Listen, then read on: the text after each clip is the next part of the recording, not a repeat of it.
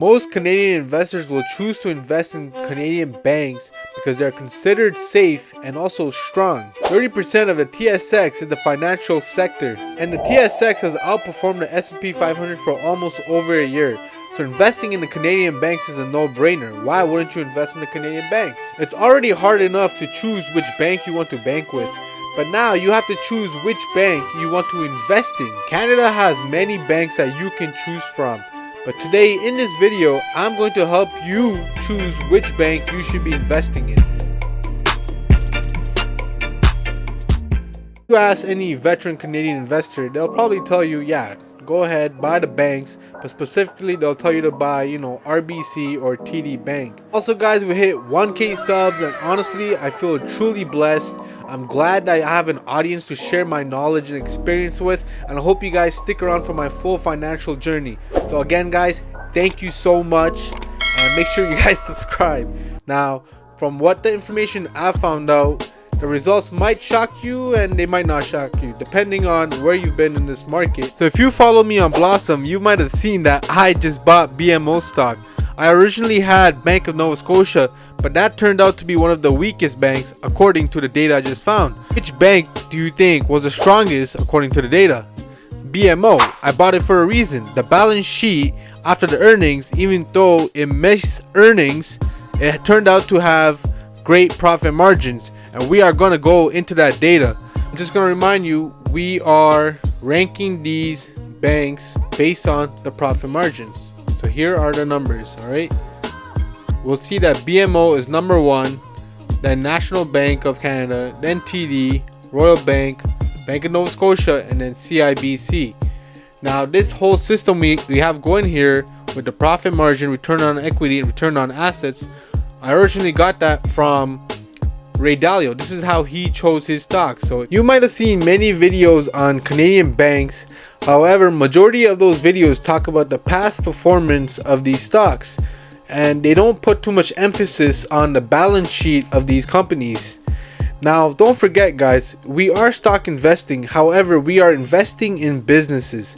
So these businesses, even if they are banks, a bank is still a business. All right, so we need to pay attention to the profitability, their revenue, and also their debt. Profit margins and profitability are important, because how else can you determine a stock's performance if the business is not making money? Now, I came across this idea after seeing Dalio, a very great investor, after seeing his 1-year filings, okay?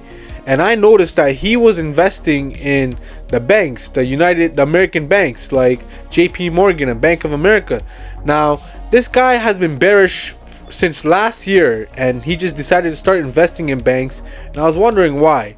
But it didn't make sense to me because of, banks do great during high interest periods. But why did he choose to invest in JP Morgan? Now I looked further into these banks, and I noticed, wow, the profit margins are way higher compared to the other banks in the sector. And the States does have many banks, right? But these 3 banks stood out. We have JP Morgan, Bank of America, and we also have Citigroup, whose profit margins are way above 30% to 21%. If a great investor like Dalio is simply looking at the balance sheets, but specifically the profit margins, why am I not looking at just the profit margins? It's so easy to see. But I also thought to myself, Canadian banks are way stronger and way undervalued than American banks. So I decided to dig in myself and look at which Canadian banks have the best profit margin and return on equity and assets. Welcome to the more practical side of the video, where I will show you guys the data right in your face, no BS. Okay, this is exactly how I pulled my data right from the Globe and Mail, and it's updated March 9th. Okay, so it's updated, all the numbers are accurate, the profit margins, which I will show you in a bit, and I also use Yahoo Finance just to double check. But it seems like the Globe and Mail has the most accurate data after earnings. Now, guys, don't come at me, all right? I'm providing you guys the information. I don't want to crush your dreams. I know majority of you guys hold maybe TD or Royal Bank of Canada or whatever Canadian bank that you support. This is just the data, and it does reflect. So if you look at the last 5 years, we'll see the National Bank is the best performing stock in the last 5 years. Okay, everyone likes to pull out the 30-year chart, but you have to consider it that some of these banks have done new things, like they have new new programs. They're partnering up with Visa, American Express. These things matter. This is what helps them make money. The second and third we have are tied right now, or I guess Royal Bank is slightly outperforming BMO, but we have Royal Bank at second, we have BMO at third, fourth we have TD, fifth we have CIBC, and last place we have Bank of Nova Scotia. Now, try to have an unbiased opinion, especially when you're looking at this data.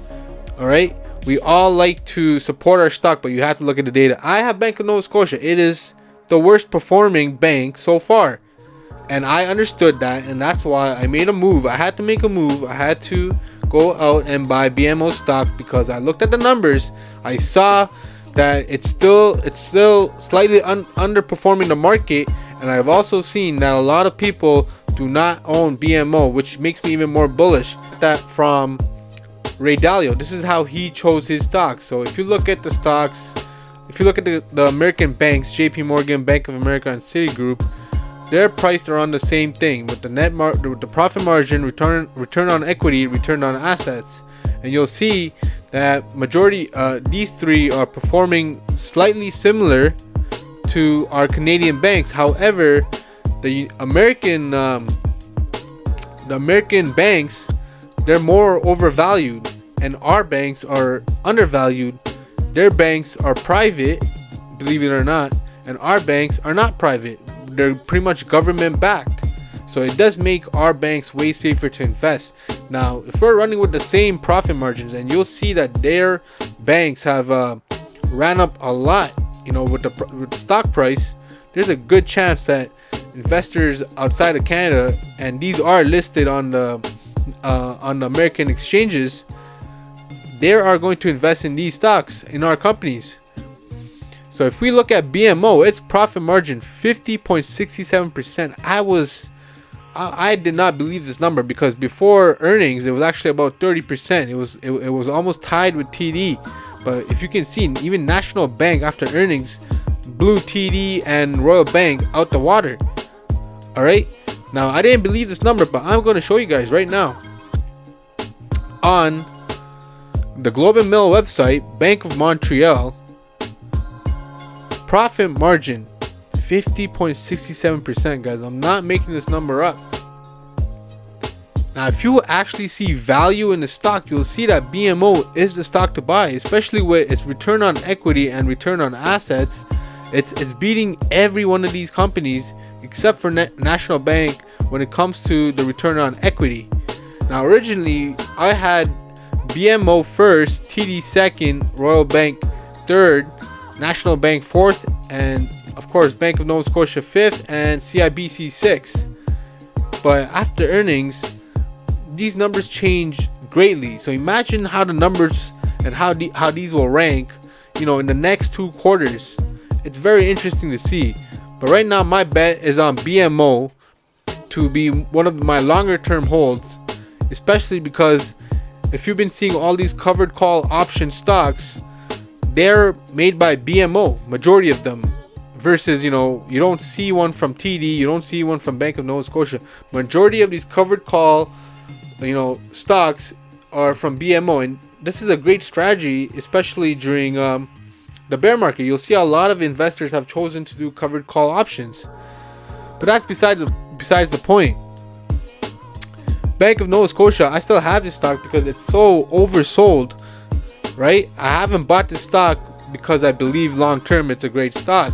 I just think it's so oversold that I need to buy the dip, and it's an easy 20 to 30% return when the bull market kicks back, because this stock, Bank of Nova Scotia, will have a comeback, and plus it has a 6% dividend. It's not like they're gonna cut their dividend, so decided to buy that stock. But now I'm going to be putting more of my money into BMO just after looking at the numbers, and I hope next quarter they have the same numbers. I hope they're still ranking number 1, and that's where I'm going. Now, if I was a new investor and I had to choose two bank stocks, of course I would choose TD, but I'd also want to make BMO one of my options, right? I would choose BMO, and I would go with any of these, TD or Royal Bank. That's if you want to stay safe. But if you want to stay ultimately safe, then yeah, go with TD and Royal Bank. But if you want some growth, which I think BMO will, outperform these banks, go for BMO, guys. But hey, that's just my take, guys. Maybe I'm wrong. What do you guys think about this strategy of looking at the profit margins to pick the Canadian banks? So let me know, guys, in the comments. Don't come at me, but let me know your guys' thoughts, all right? So make sure you guys subscribe, and we'll see you guys again next time.